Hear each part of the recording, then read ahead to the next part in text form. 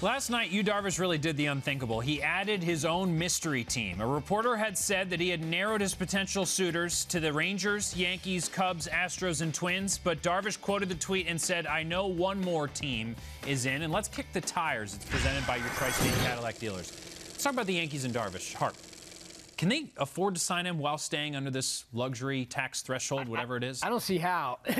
Even if the market comes down, as we're seeing maybe with some of these guys, I think he's a $20 million a year guy. Even if you keep the years down, somebody would jump in there, 3 years, $20 million at minimum. So how are the Yankees doing that?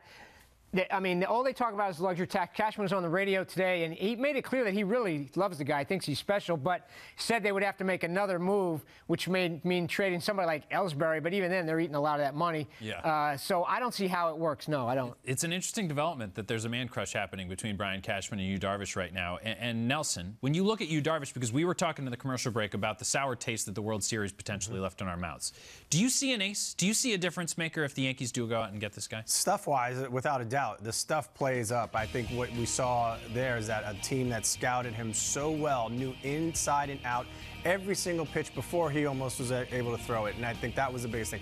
Mind the fact that we tried to watch this when the Mets had faced Yu Darvish, and I watched the videotape and I was looking, and I said, you know what? Honestly, every pitch that I'm watching is over the middle of the plate and getting crushed.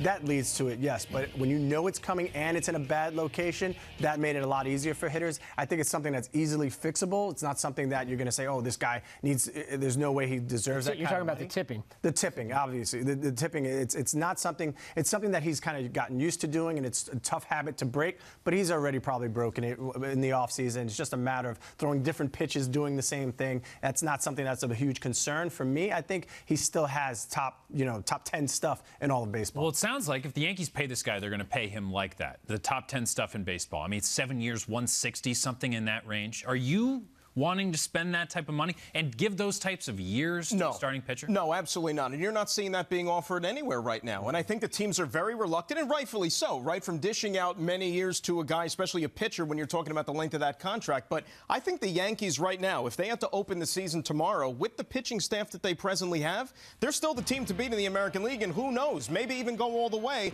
and win a pennant this year. You know, you have some depth there. Now, also, you're keeping your fingers crossed that Sabathia could remain upright. Tanaka's going to be able to remain upright. But they have some nice young depth and guys in the minor leagues who they can tap into as well, with Chance Adams and such. I don't think the Yankees need to spend tremendous dollars, Doug, to fortify that rotation. Harp, do you think that the Yankees look at their roster, look at their starting rotation, even with Chad Green, with this hope that maybe he'll be a starting pitcher, and think we need another guy? Or is this Yu Darvish is out there, we're doing our due diligence? You know, I talked to Cashman earlier this week about that, and he's high on the young guys, but he made it clear, for one thing, he actually referenced the Mets and said, look what happened to them. Their pitching staff, he's more than ever now. That's a baseball night in New York topic right there. There you go. Both teams in one conversation. But more than ever, you worry about injuries to pitching staffs, and he did talk about that. I do think he's looking for that one guy he thinks could put him over the top. They were good in October last year. Sonny Gray wasn't quite as good as I think they hoped.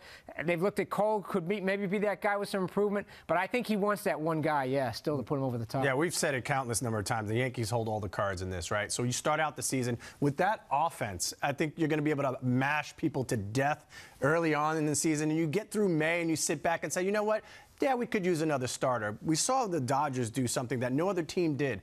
It's called the 10-day DL. Give guys a break. You don't need to run these guys all the way through the first half of the season. It's a luxury it provides. That's the luxury that you have with that kind of offense, and you do have that depth. So you get a chance to see some of the young kids for 10 days and give them an opportunity to pitch and learn on the fly. And then when you do need those guys, and if you do need an ace when it comes towards the deadline, you still have all those cards, and they have some major league experience to deal too. Garrett Cole, Yu Darvish, is tomorrow Jake Arrieta the name that we're going to be throwing out there? Like, he's the one that's left out, right? Look, it's great for the show. It's great for the program. I'll take it. Now, they love Cobb. I know that at one point, too. Yeah.